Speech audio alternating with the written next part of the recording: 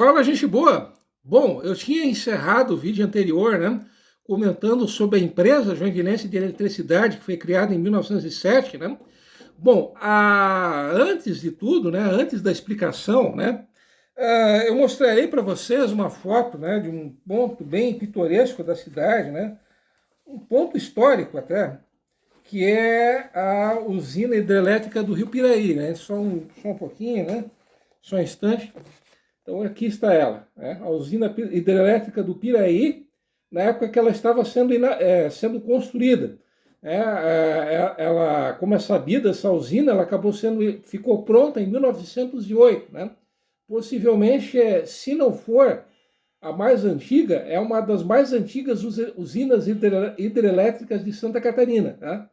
Então aqui é a usina do Piraí para vocês, tá? Na época da construção dela.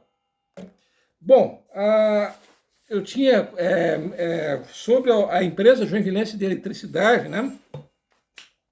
Bom, a empresa Joinvilense de Eletricidade, ela acabou contratando uma outra empresa, desculpem a voz, né? Ela acabou contratando uma empresa, a voz não está ajudando muito, né? Mas voltando, né? Desculpem. A empresa Joinvilense de Eletricidade, ela acabou contratando uma outra empresa, uma empresa alemã chamada AEG, tá? Bom, eu até tenho a logo, né? A logomarca dessa empresa aqui, né? Só um pouquinho. É essa logomarca aqui, ó.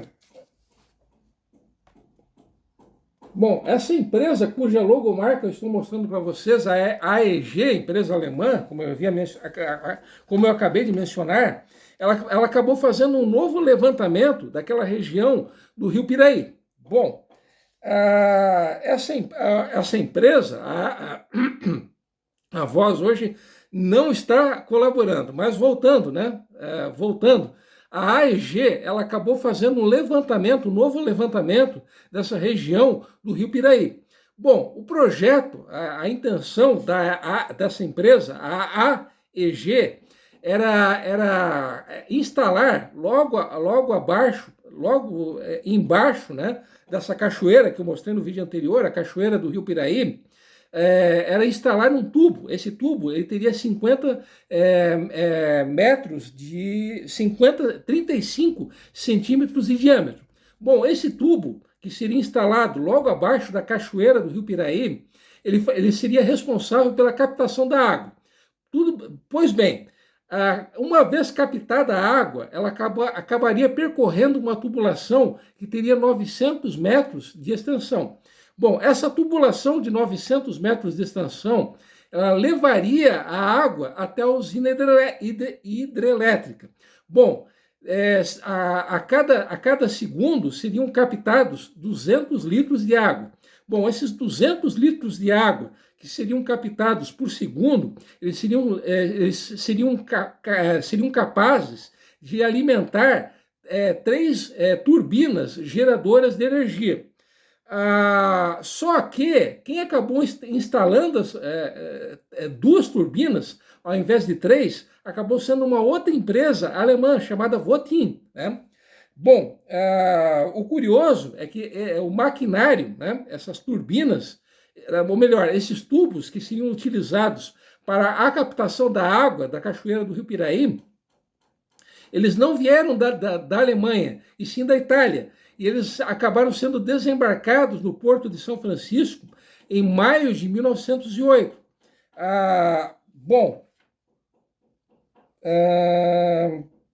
Deixa eu ver se eu estou me esquecendo de alguma... sim, eu já estava me esquecendo de uma informação importante.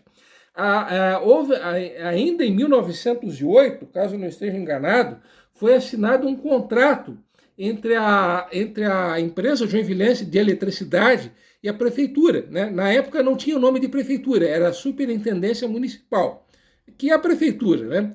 Bom, esse contrato, né, que foi assinado entre a empresa Joinvilense de Eletricidade e a prefeitura, né, ele previa que essa empresa, a empresa Joinvilense de Eletricidade, ela instalaria 220 lâmpadas. E essas lâmpadas, né, parte delas seriam instaladas no Hospital de Caridade, que é o atual Hospital São José, parte delas no mercado público, algumas outras lâmpadas elas seriam instaladas no próprio mercado, na própria sede da prefeitura, né? Para quem não sabe, na época, isso lá em 1908, a sede da então Superintendência Municipal de Joinville, né, que hoje é a prefeitura, ela estava localizada onde hoje é a Praça Nereu Ramos, né? Então, algumas lâmpadas seriam instaladas, repetindo, algumas lâmpadas seriam instaladas onde hoje é o Hospital São José, outras lâmpadas seriam instaladas onde hoje ali é a Praça Nereu Ramos, que era então a então sede da prefeitura, né? Algumas lâmpadas seriam instaladas no mercado público e 2 lâmpadas seriam instaladas no cais do porto do mercado público, né? Então, assim é que ficariam distribuídas essas 220 lâmpadas. E a prefeitura pagaria 12 mil réis, sim, 12 contos de réis, ou melhor dizendo, a cada ano para a empresa joinvilense de eletricidade, tá? Bom, em janeiro de 1909, essa empresa ela acabou divulgando uma tabela de preços. Bom, vamos supor que eu teria 2 opções, tá? Os clientes eles teriam 2 opções, dois pacotes, vamos dizer assim, tá? Bom, vamos supor que eu tivesse uma lâmpada em casa e uma alternativa que eu teria seria pagar 400 réis a hora, né? Por cada lâmpada que eu tivesse na minha casa, né? Então, essa seria uma das formas, um dos pacotes, vamos dizer assim, seria o pagamento de 400 réis por hora, né? Uma outra possibilidade, uma outra alternativa que eu teria seria um pagamento mensal. E esse pagamento mensal seria por lâmpada, né? Vamos supor que eu tivesse na minha casa uma lâmpada que gerasse a mesma quantidade de energia que 5 velas, né? Então eu pagaria 5 mil réis. Deixa eu ver se 500 réis, tá? Vamos supor que eu tivesse uma lâmpada que gerasse a mesma quantidade que 10 velas, né? Então eu pagaria 1.000 réis. Vamos supor que eu tivesse uma lâmpada que gerasse o mesmo de energia que gerassem 16 velas. Eu pagaria 1.600 réis.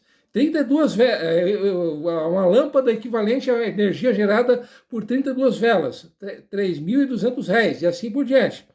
Só que, se eu tivesse muitas lâmpadas, eu pagaria essa mensalidade com desconto. Então, vamos supor que eu tivesse entre 101 e vamos supor que a quantidade de energia gerada na minha casa seria equivalente a que fosse gerada por um número entre 101 e 200 velas. Eu teria 5% de desconto na minha mensalidade. Vamos supor que as lâmpadas que eu tivesse em casa, elas gerassem o equivalente à quantidade de energia que um número entre 201 e 300 velas gerasse. Então, eu teria 10% de desconto. Vamos supor que a quantidade de lâmpadas que eu tivesse em casa, ela gerasse o mesmo de energia que 301 velas ou mais. Então, eu teria 15% de desconto na minha mensalidade. Então, isso já foi feito para que o cliente ele comprasse o maior número de lâmpadas possível, né? Obviamente, né? É uma coisa mais do que óbvia, né? Eu tinha me esquecido, né, daquele primeiro plano, né, de pagamento, né, que era o pagamento por hora, que custaria 400 réis a hora, né? Bom, caso eu optasse por essa primeira forma de pagamento, eu não teria nenhum tipo de desconto, tá? E eu teria que instalar, por minha própria conta e risco, né, e principalmente dinheiro, um aparelho contador para registrar, obviamente contar, né, contabilizar o que eu gastaria de energia por hora, tá? Bom,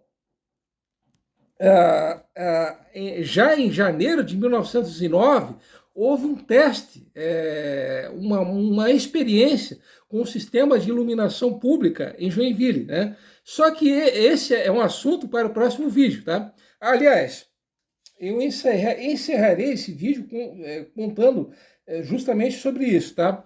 Bom, como é que foi esse teste, esse primeiro teste? Aliás, ele não foi em janeiro de 1909, ele foi em 3 de fevereiro de 1909.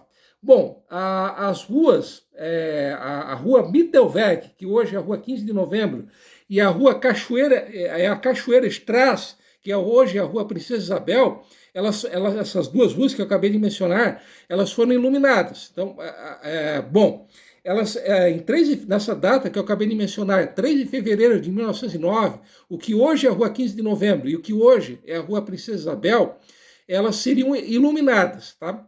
Bom, às 19 horas de 3 de fevereiro de 1909 foram soltados foguetes para que os moradores da cidade soubessem que a partir desse horário, das 19 horas, seriam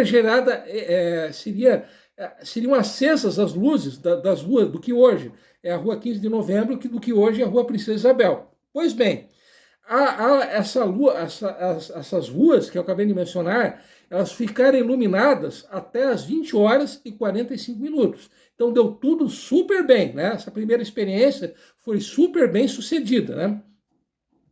Só que, obviamente, eu tenho mais coisas a contar a vocês, né? Só que como esse vídeo já está longo pra caramba, isso fica para o próximo vídeo, tá? Então, até lá e um abração.